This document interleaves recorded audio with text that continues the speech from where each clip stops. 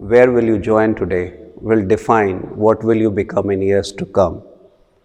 Nowadays, many students are looking for getting admission into foreign universities, and the information for education abroad is very unstructured. Students are not aware about university processes, their rankings, cost involved, placement facts. So, to provide information about all this jumbled information, today we have with us the expert, a very veteran in the field of education, Mr. Pawan Solanki. And he is going to take you through how to apply and survive in foreign education. Let's start and welcome Mr. Pawan Solanki in our today's session. Welcome, sir. And he is going to enlighten us on going abroad and studying your course of your choice. So welcome, sir, to Aryan College. Thank you so much. Thank you so The much. first and obvious question is why one should go to abroad for education when we have so many institutions in our own country? It's a very valid question, and we've been asked this question almost every time a parent comes to us. And there are many answers to it. There's, again, as you said, there's no one defined answer. Every child, every student has a different motivation. So it does vary from better quality of education. For example, our IITs, the highest ranked IIT is IIT Bombay, which is world number 155. So which technically translates to 154 universities across the world actually being better than them. So you may want to access some better quality institutions across the world. Then there are others who see this as a pathway to go study, work, and maybe eventually settle down abroad as well. Others, like whether we have had Mahatma Gandhi or Jawaharlal Nehru or even Mukesh Ambani or the Birlas of the world, they have gone, they have studied, they've learned the latest technologies, come back and contributed even better to the Indian economy or the Building of our nation. Absolutely, Yes, absolutely. yes. So is it only the quality of education or the exposure is quite different, the international experience is quite different, or in what sense quality is different? So there are various parameters. Exposure definitely one, because like here when we go to a classroom, almost 99% of the students are from India. Whereas every product or every service that we access today is fairly international or multinational in nature. So we are talking about universities where on an average students are from 20 to 40 different countries. So you actually end up making an international network of friends while you are still in the class. So that's exposure one. Then you're talking about international experts who are professors who are Nobel laureates or alumni who are CEOs of Fortune 500 companies coming in and interacting with you regularly. Yeah, so that's another level of exposure that comes your way. Then of course you're talking about international internships and international best practices being taught to you. Then there is, if you're going for technology or medicine-based courses, the latest equipment which many colleges in India are not able to provide you access to. Or can't afford. Or exactly. So they're all available. And even for courses like business, where we are talking about environments that promote entrepreneurship or environments that promote innovation, these universities across the world are able to give you a large seed capital where you can, bring your idea into reality. So that kind of exposure does really help. And what do you think, sir? Is it at the UG level it makes more sense, or a student should go for PG? That's a very good question again, and almost every parent asks us. And again, there is no one right answer to it.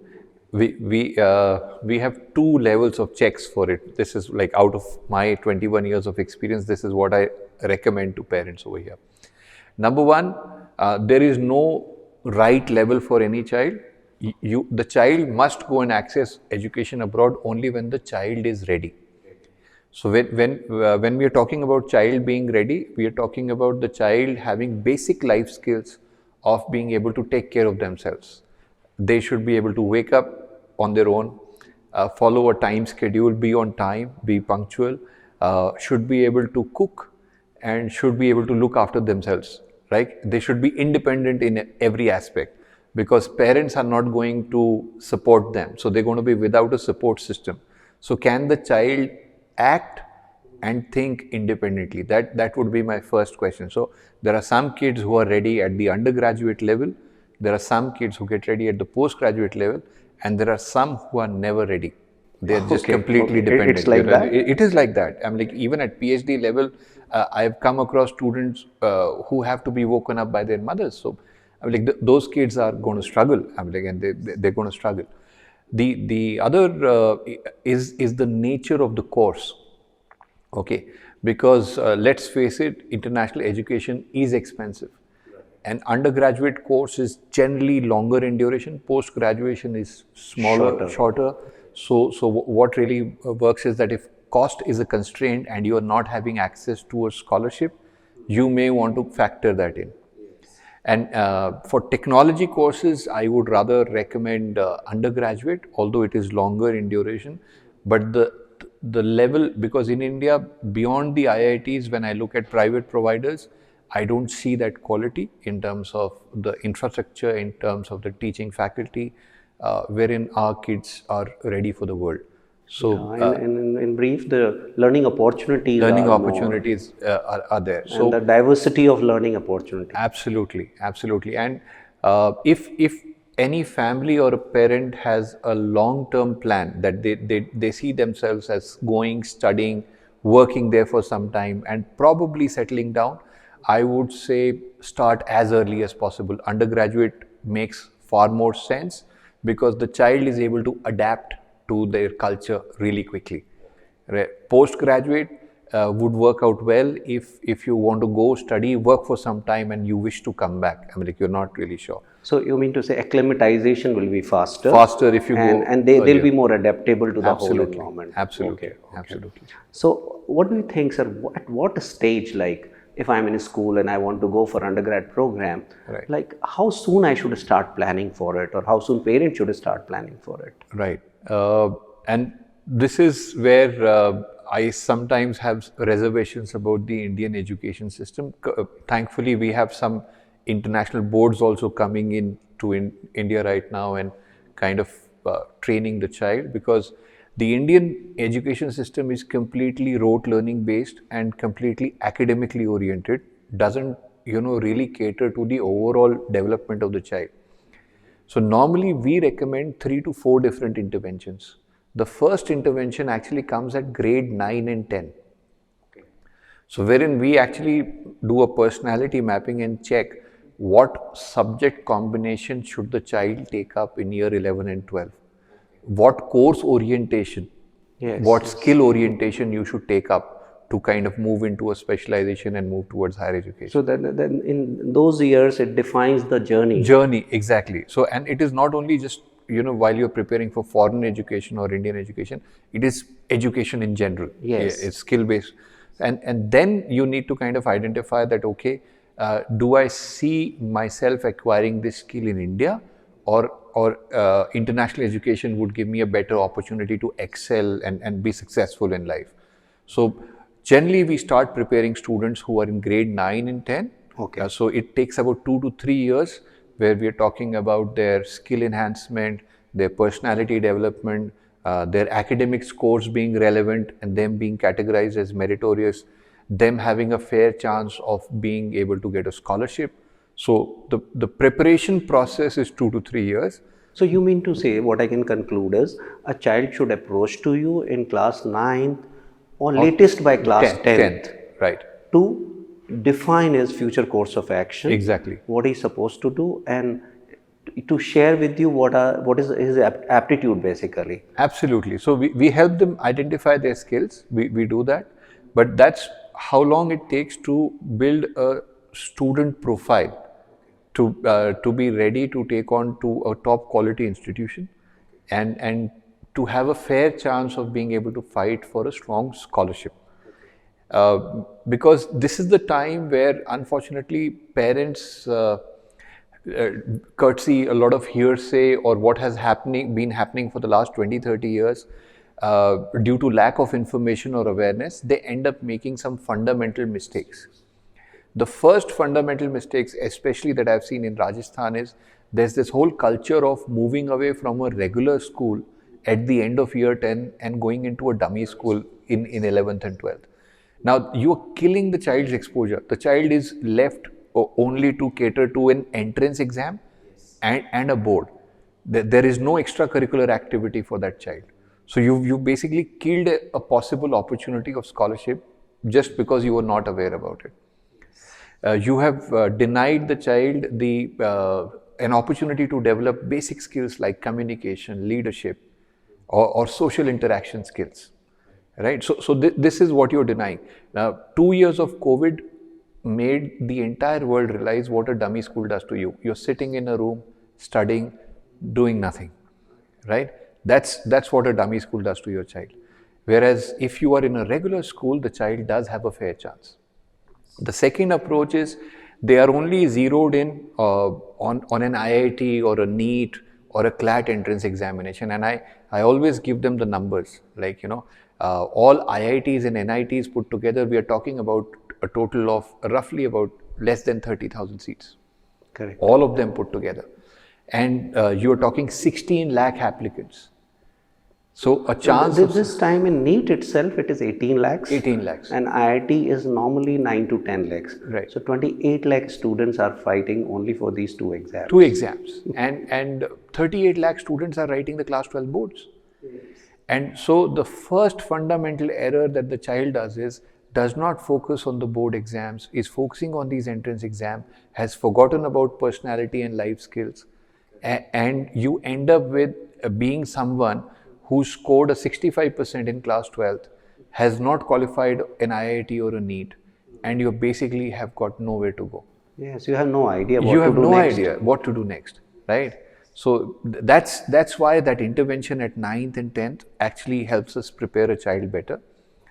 Similarly, even in college, a lot of kids wake up to this reality that should I go and do a master's abroad or not, only in the last year, many a times after they've been denied a placement.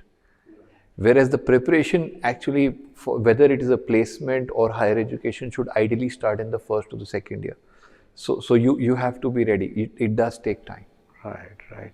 So 9th and 10th, the orientation takes place, and the documentation and rest of the process, rest of the modalities, that starts in class 11th? So actually the application process is very quick. It can start in class 12th also. So it is only 8 to 9 months before your course commencement and other things that can be worked out. But it's the profile building and getting the documents in place, getting everything ready, right? And understanding, like, even telling a child the significance of being on time, because nobody has made him aware about this. Or the significance of scoring well in your exams, or participating in extracurricular activities, because so many talents are kind of killed by the parents just by saying, just focus on your exam, no need to play a sport, no need to participate in extracurricular. So if I look at it at a different dimension, these foreign universities, how much weightage they give for extracurricular or sports or community service or leadership qualities. Absolutely. Does it really matter in the process of selection of a child for foreign education? Absolutely. And this is where, again, as a society, we have failed to explain it to our children, our next generation. In India, roughly about 38 to 40 lakh students write the class 12th exams across various boards, state boards, national boards, every year. Out of these 38-40 lakhs, more than 10 lakhs are going to score more than 95%. So 95% today in India is not a big deal. It is just another number, right? So what differentiates one 95%er from the other 95%er? It is the skills like leadership, communication, community service. And unfortunately, some of the best institutions in India give zero weightage to it. So neither the parents nor the schools are kind of focusing on that. Whereas these international universities, and the reason why they are far ahead than most of our institution is this, because of the sheer quality of students they are picking in. So they do give 70% weightage to a student's academic merit. but there is a 30% weightage to all your non-academic, non-curricular achievements. So, with a 99% or 100%, it sounds almost impossible to get into a Delhi university. But you can, and Delhi University is world number 530. But you can actually get into the world's top 100 even with an 80-85% looking at your extracurricular profile. And I think other way around, probably when you got 30 students on 95.7%, then this becomes the selection criteria. It does. I want to pick one child only. Right. That is, I'm left with one seat. Right. And 30 candidates on international merit, they are on 95 point something. Right. So I think these curriculars there make a lot of difference. They do, and every achievement is weighted, whether it's an international achievement, national achievement, state level achievement, school level achievement, but everything. Even kids don't realize, and we don't really ask them to highlight the fact that even if you're a school class monitor, it shows leadership skills. So sometimes we just have to talk about it. Correct. Yeah. And sir, what are the most important things to consider? The right country, the right university, or the college? What should be the priority? Okay. We've developed a formula over the last 20 years for this. I call it a three-dimensional chart because there's one factor that normally everybody tends to forget, but that one factor is what determines the ease with which the child is going to clear the exams and survive over the next 3 to 4 years of education. And that's cost. First of all, the parents and the child should have a healthy discussion on the budget, that this is the budget through which we can play. Even if you're going to take an education loan, the trouble with the loan is you have to pay it back, right? So first define a budget that is sustainable, supported by the parents, and the child is well aware that, okay, you can pay it back. This is what I am signing up for, right? So budget has to be the first discussion. Then of course, it should not be the name of the course. You should be looking at the skill that is in demand. Like a lot of kids, they come and ask me that I want to go for an MBA. And we keep on highlighting that the MBA is a dead horse. It's stop flogging it. In India, it is overrated. Across the world, they've moved to different specializations. People are talking business analytics, supply chain management, project management. And our kids are still obsessed with the word MBA. And they are not even aware that the industry doesn't need a standard MBA. Yeah, general MBA. It's a general MBA. They don't need it. They need some specialized skills which makes you more employable, or there is a huge skill shortage out there in the world. So you need to cater to that. So they don't have finer details. They don't have those details. They're not looking at from that perspective. So employability is directly proportional to you acquiring a skill which is in demand. So first is cost and second is a skill. So don't run after the name of the course. Run and explore the skill that is in demand, right? Then third, of course, comes the university, which kind of provides that, which is good for that course, or which is the best for that course, which is the one that fits your budget and is good for that course, right? The fourth dimension to it comes into play if there are families who are keen to stay back internationally and work, because to choose a course and to select these three dimensions are enough. But then there are a lot of kids who say, I never want to come back to India. I want to go there and settle down. Many of them, they come back. But while they say that they want to settle down, they forget to read about the visa rules. There are some countries that allow you to stay back. There are others which require you to go back. So you need to read the visa rules, and they assume that because I'll be working, they'll stay. And you have forgotten the visa rules. The visa rules clearly state you go back. Because at this stage, what I feel, sir, they are emotionally driven. They are more impulsive. Right. So the fad or the idea of going abroad fascinates so much that later on they realize, oh, we didn't get into the details. Right. And these are the repercussions. Absolutely. We chose the wrong country, wrong course, or whatever it is. Absolutely. We signed up for a wrong skill. Yes. I've done a course, I've spent lakhs, but I'm still unemployed. Yes, yes, it is of no use. Yeah, absolutely. And the next phase is, sir, what exams I am supposed to take up before I apply to foreign universities? I really want to thank you for asking me this question because this is again where a lot of myths are there in the market, and people force you to sign up for different kinds of exams. Fortunately for us, and this is something that as Indians we should be proud of, all our boards and curriculum is internationally recognized. So if you are going to a recognized school or to a recognized college, if you are getting a good percentage, CBSE state board doesn't really matter, international board doesn't really matter. You are eligible for direct admissions without any entrance examination. For the purpose of visa, a language test is of course required, so that the visa officer gets to know that you can come to their country and communicate in their language. So they request for either a TOEFL or a PTE or an IELTS. Either of these three interchangeable exams are acceptable. In some countries, they may even request you to write their local language exam like German or French or whatever. But that's about it. That's the bare minimum compulsion. So a CBSE percentage basically entitles you to go anywhere. Similarly, a Rajasthan University degree or an MDS degree would entitle you to go anywhere, right? But a lot of these coaching centers, they insist that it has to be, an exam has to be given or whatever. There are only certain conditions under which a GRE or a GMAT is required. For example, if you're scoring a 50%, you are not a first division holder. So in order to show your academic merit, you need a standardized test which is acceptable. So you may want to write that, right? So you mean to say, sir, all like I want to go for MBA program in US or some other country. So all candidates are not required to go for GMAT? No, they are not.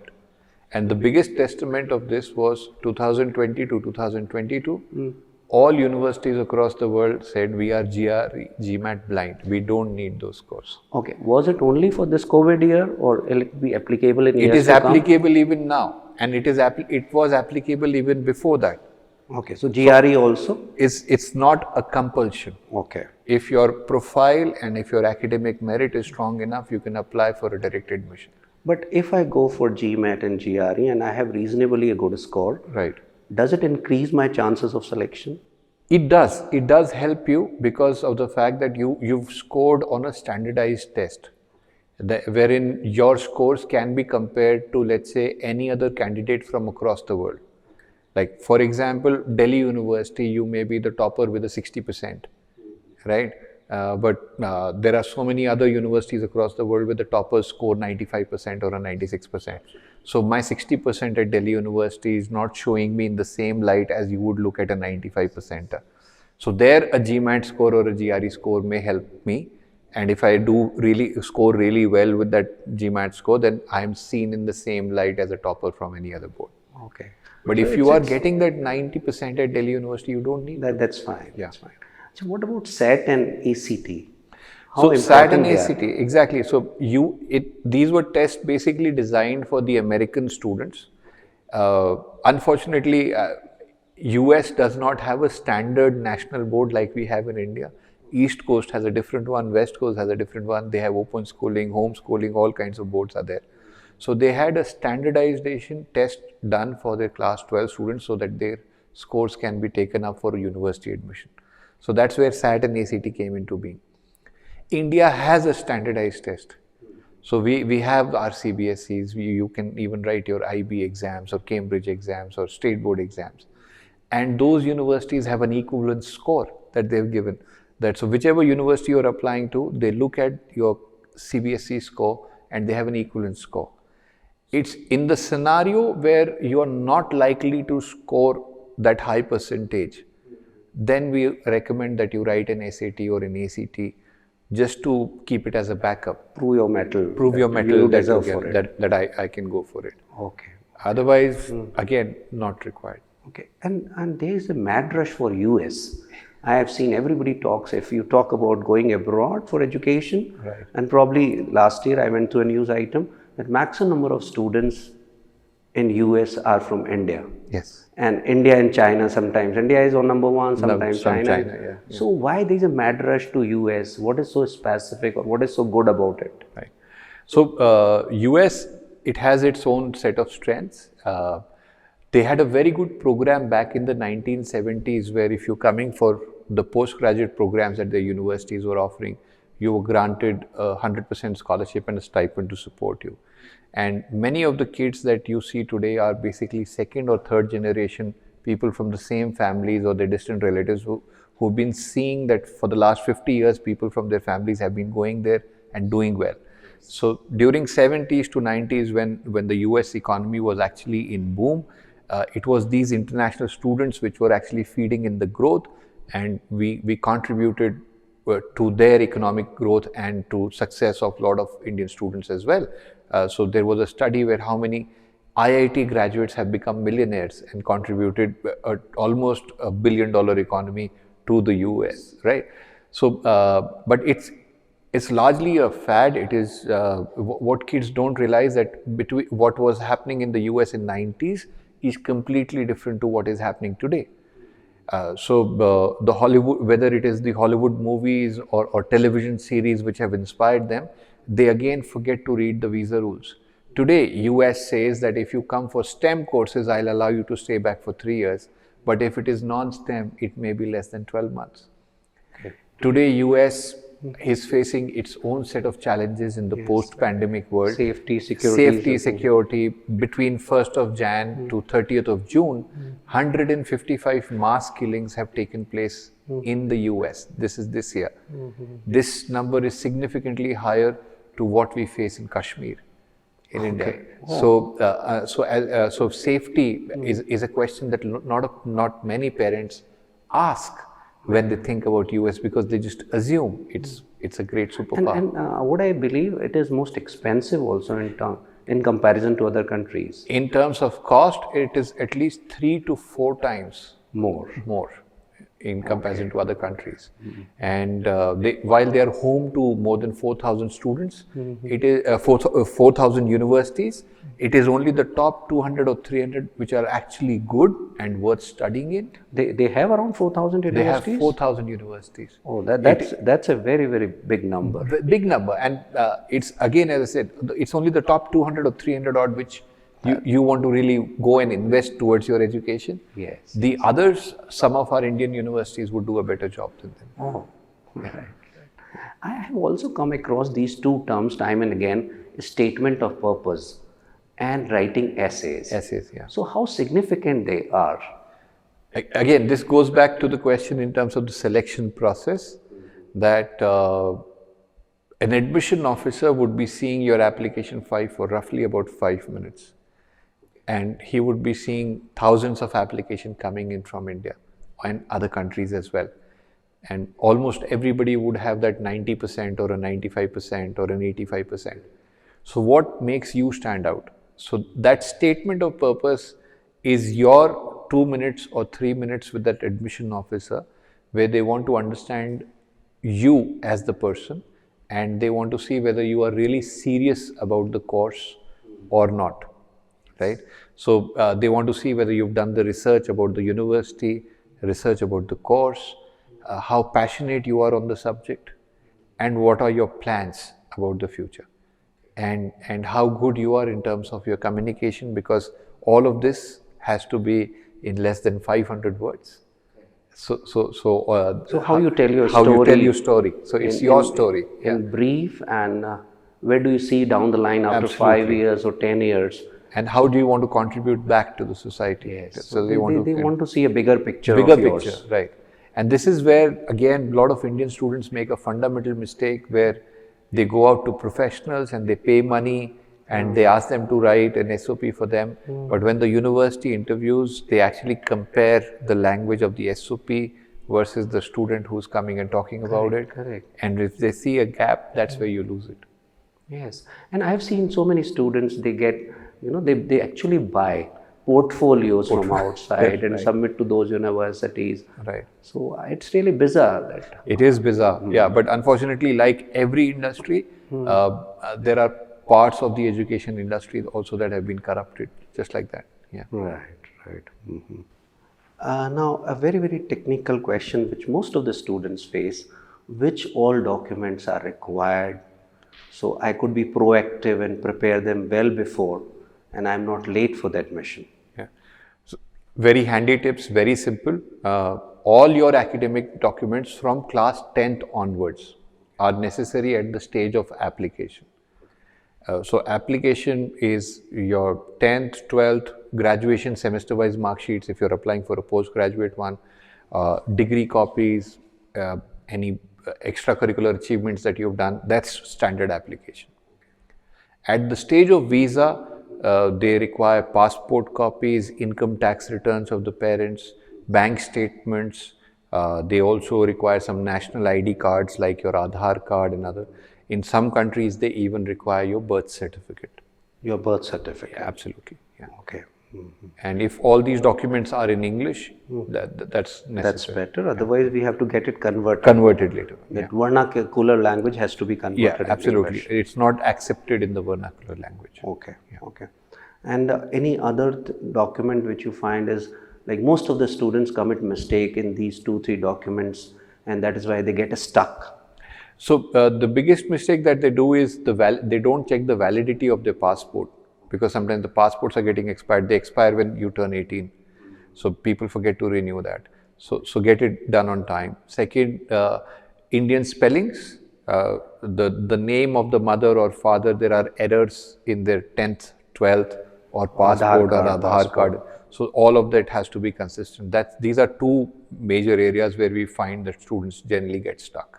Okay. Otherwise, they have to be absolutely right. Right. Okay. And many students I have seen, they discuss the rankings of the university. Now I have seen different kinds of rankings.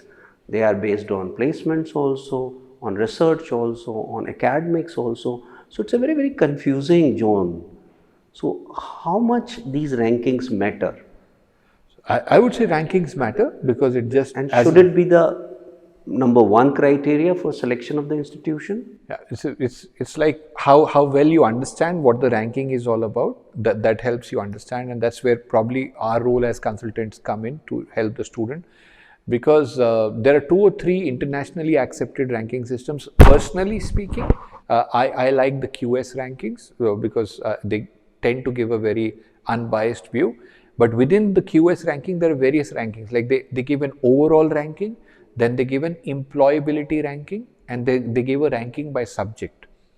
When it comes to ranking by subject or overall ranking, almost 50% weightage is given to the research output of the university. But if you're going for a bachelor's degree, sometimes the research output doesn't really define, right? So you may want to look at the employability ranking, right? Just to give you a classic example, there's a university called RMIT, which is ranked about 230 in the world overall. From Australia. Overall, they're ranked about 230. But when it comes to student placements, they are world number 70. And there's another university called University of Sydney. They are ranked overall 39 or 40, somewhere around that zone. But when it comes to student placements, they are actually world number 4, higher than Harvard. So these are things that kids need to realize, that what level of program. If they're going for a PhD, look at the research rankings. If you're going for a bachelor's and your aim is to get a job, look at the employability rankings. So that's very subjective. Very subjective. Yes, what you're looking for. Yeah. So that's very, very important. And there is a term very, very popular among the school students. I have to go for Ivy League. Ivy League. Yeah. So what is Ivy League university, and how important they are for admission, and for what are their like process of admission, how difficult it is? To be honest, I'm like these Ivy League is they maintain certain standards, but if you look at it historically, it is a group of 8 universities. They are amongst the oldest US universities, and they used to have a lot of these sporting tournaments and other things amongst themselves. Initially, they were all competing with each other, but when more and more universities came up, they basically formed a group where they have certain research collaborations and still some inter-university competitions going on in a different zone. They just declared themselves to be better than others, so they started calling themselves the Ivy League, right? The standard selection process for them is the same as others, where they look at 70% academic, 30% non-academic achievements and other things. But they give weightage to factors like is anybody from your family an alumni of any of the Ivy Leagues or whatever. And because they have positioned themselves as to be the best in the world, they end up receiving a large volume of applications, so therefore the number of rejections are also higher. So then you claim that it's very difficult to get in just because there are too many people who are applying. So many people know they are not going to get through, but they still apply just for the sake of it. And I think that selection percentage, this many we have rejected and this much, like 0.05 or 0.5 is our selection process. Right. So it attracts more of students. Oh, their selection is very, very difficult. Yeah, and I think our politician Shashi Tharoor made it a point in his speech in the UK, where he highlighted that a selection process at IIT is 0.03%. And at Harvard, it is 1.4%. So it's easier to get into a Harvard than IIT. Okay.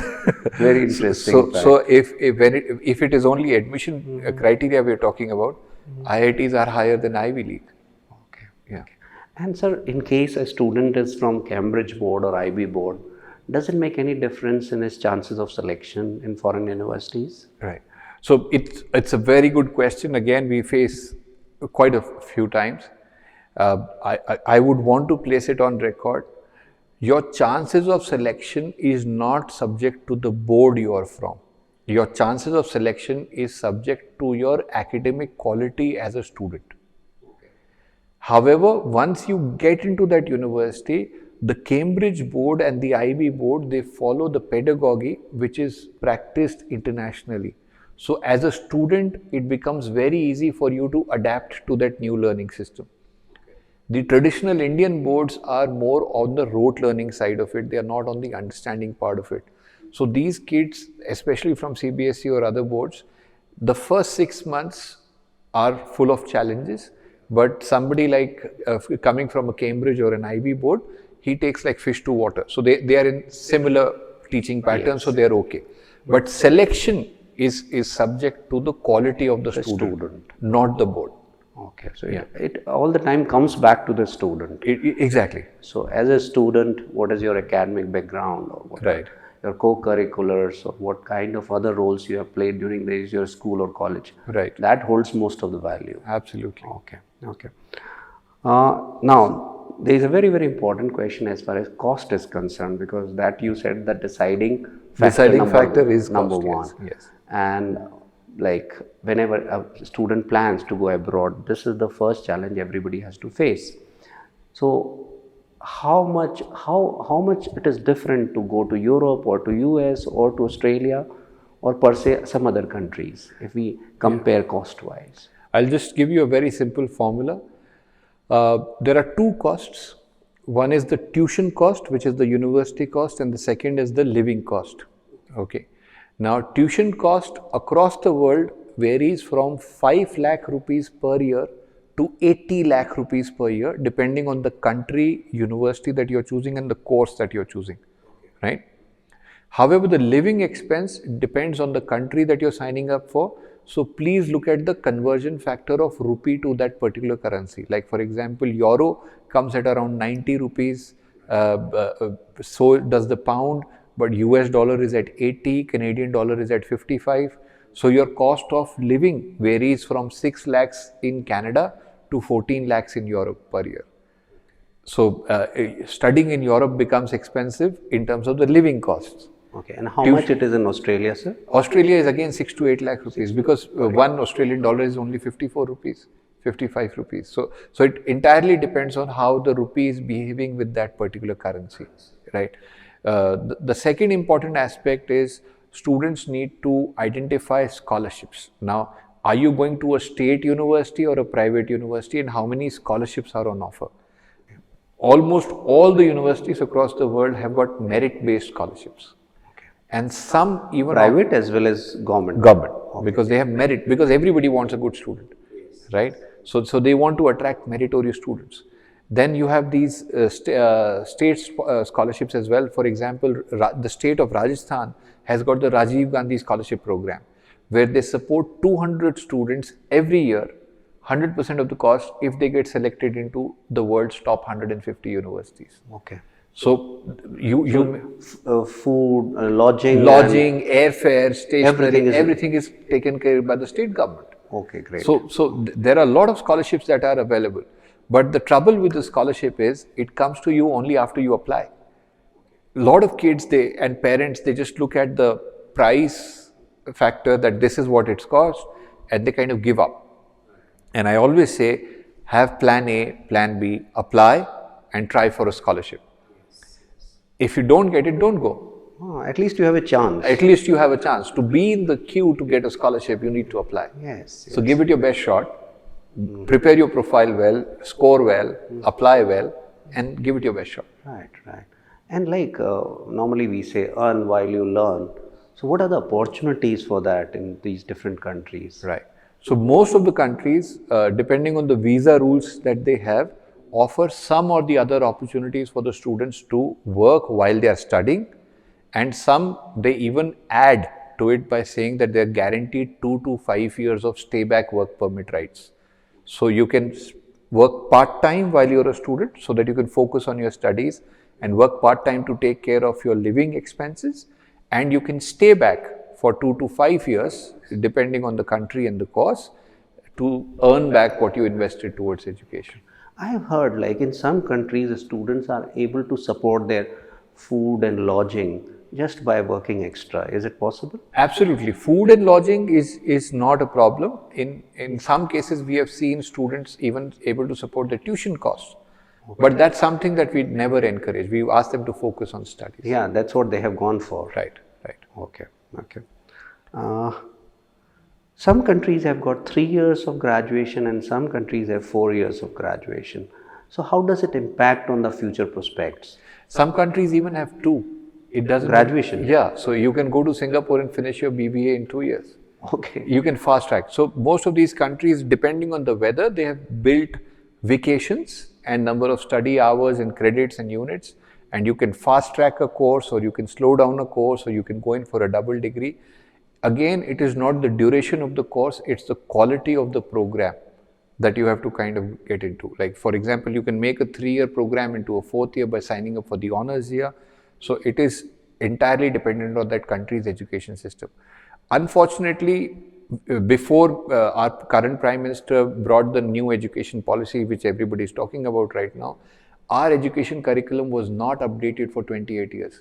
That's where our 3-year program is not recognized in many countries. In other countries, it's not the scenario. So you can go to Singapore and finish a bachelor's in 2 years flat and still be eligible to go and do your master's abroad. Okay, that's possible. But Indian 3 years graduation program, current program is not recognized. Yeah. And therefore the government, the first step they've done is make it a 4-year one. So in case I wish to go abroad, I have to do one additional year of education. Either here or there. And then I can enroll for you can do that. Postgraduate program. Absolutely. Okay. In case I take a gap year, is it going to have impact on my next year admissions? Yes and no. So if you have done something useful in your gap year, it will help. Let's say you gave 1 year towards community service. So it does help in your applications.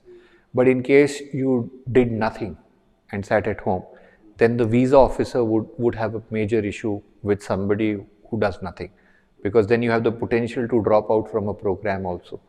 That may impact their rankings negatively. So it is always dependent on what you've been doing in that 1 year, and what was the reason why you took that gap, right? You were unwell, you had COVID, understandable. But I was doing nothing, I was just writing entrance examinations, and now I'm going because nobody in India selected me. So then I'm like, you're telling them I'm coming to you because everybody in India dumped me. So doesn't work like that. Yeah.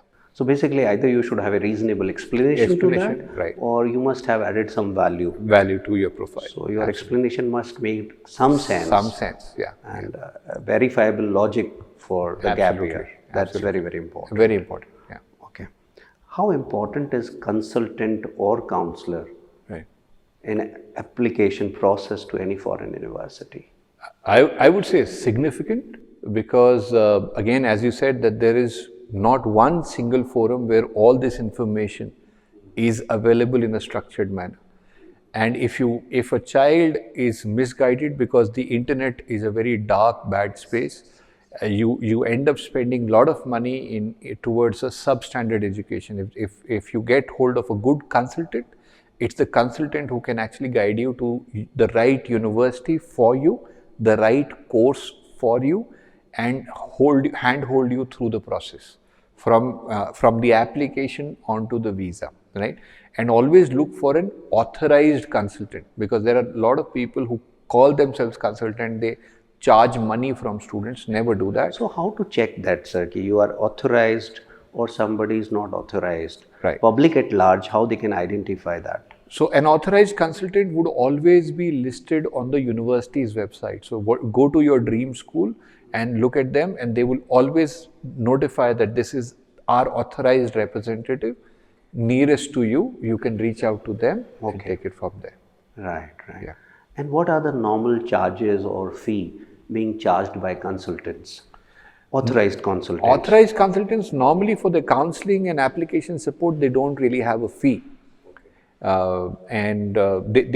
help you. The student is supposed to pay the application fee to the university wherever applicable, or the government visa fee wherever applicable. The consultant provides all this process. In some cases where the consultant is not authorized, they end up charging a fee for providing these services. Okay, so precisely can I say that if there is an authorized consultant, he is not going to charge for his services? Never. You have to pay for documentation, or whatever payments university is asking for. Exactly, or the standard government charges, like whatever the government is charging for visa, you have to pay the visa fee to the government and other associated fee to that university or to that government. Absolutely. But consultant is not. Consultant doesn't charge you anything. They guide you, they handhold you, they complete your visa process, and they try to match up your institution. Institutions, they map to your profile, and then you take it forward from there. Are you the cutout for X course, X institution or not? Absolutely. So I think that becomes very, very vital, especially for the kids and the parents who don't have much information about this international zone. Absolutely. It becomes a good reference point, I would say. Yeah. Okay. So thank you so much, sir. Thank you, sir. I hope students will definitely benefit from your pieces of information. Thank you. And we'll also guide them that in case they need further information, sir's phone number is available, and you can get back to him. Okay. Thank you so much. Thank you, sir. Thank you so much.